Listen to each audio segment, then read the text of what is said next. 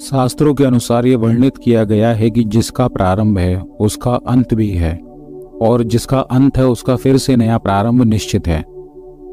सृष्टि के प्रारंभ से ही ना जाने कितनी बार निर्माण और विध्वंस होता आया है। कहना यह भी गलत नहीं होगा कि समय वैसे भी बीतता जा रहा है, तो प्रलय तो पल पल में ही है। जैसे हम या हमारा आसपास का वातावरण जैसे पहले था वैसा अब नहीं रहा, और ना आगे भी वैसा रहने वाला है।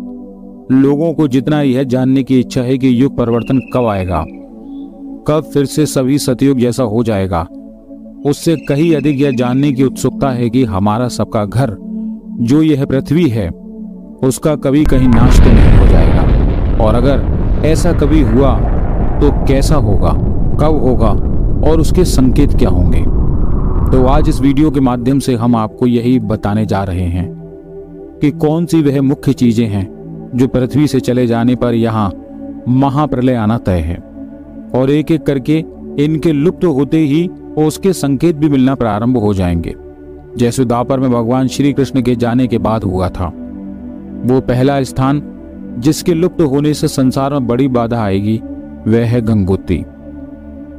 गंगोत्री से निकलने वाली माँ गंगा जल जितना परम पवित्र है उतना ही लोगों के भरण पोषण के लिए भी आवश्यक है।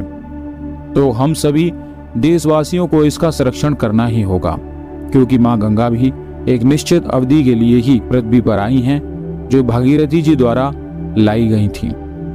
उनका समय इस पृथ्वी पर पूर्ण होते ही वे भी लुप्त हो जाएंगी, और इस पावन नदी को साफ स्वच्छ रखने के लिए स्वयं भी हमें प्रयास करने होंगे। दूसरा पावन स्थान है जिसके लुप्त होते ही संसार भर में हाहाकार मच जाएगी, वह है जगन्नाथपुरी, क्योंकि पृथ्वी से लुप्त होने का इस स्थान पर बने मंदिर का भी समय निश्चित है, जिसके संकेत बीच में मंदिर पर लगे झंडे में आग लगने से भी मिले हैं, क्योंकि उसके बाद ही कोरोना जैसी और पूरे विश्व में आर्थिक मंदी जैसी घटना सामने आई थी। तो महाप्रलयंकारी दृश्य जगन्नाथपुरी के समुद्र में जाने से देखने को मिलेगा।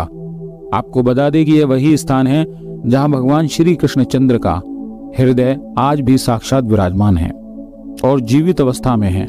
इस जगह से विश्व भर के लोगों को बड़ी आस्था है, और तीसरी और अंतिम पावन भूमि है जो आज भी साक्षात देवतुल्य है, वह भी पूर्ण श्री कृष्ण का ही रूप माने जाते हैं। सभी श्रद्धालुओं की मनोकामना पूर्ण करने वाले परम पूज्य श्री गोवर्धन महाराज, जिसे द्वापर में प्रभु श्री कृष्ण ने ही अपनी छोटी उंगली पर उठाकर उनका मान बढ़ाया था। बहुत कम लोग यह जानते हैं कि इस घटना के पीछे हनुमान जी का भी बहुत बड़ा हाथ है। दरअसल पौराणिक मान्यता के अनुसार त्रेता युग में जब भगवान राम ने अवतार लिया था, उस समय लंका पार करने के लिए जब भगवान राम के नेतृत्व में वानर सेना समुद्र पर सेतु का निर्माण कर रही थी, उस समय उसके लिए बहुत पत्थरों की आवश्यकता हुई। हनुमान जी हिमालय पर गए और एक पर्वत वहां से उठाकर समुद्र की ओर चल पड़े।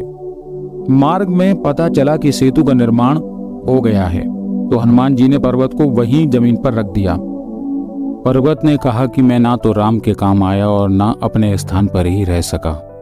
पर्वत की इस मनोदशा को समझकर हनुमान जी ने कहा कि द्वापर में जब भगवान राम श्री कृष्ण के रूप में अवतार लेंगे, उस समय वह आपको अपनी उंगली पर उठाकर देवता के रूप में प्रतिष्ठित करेंगे।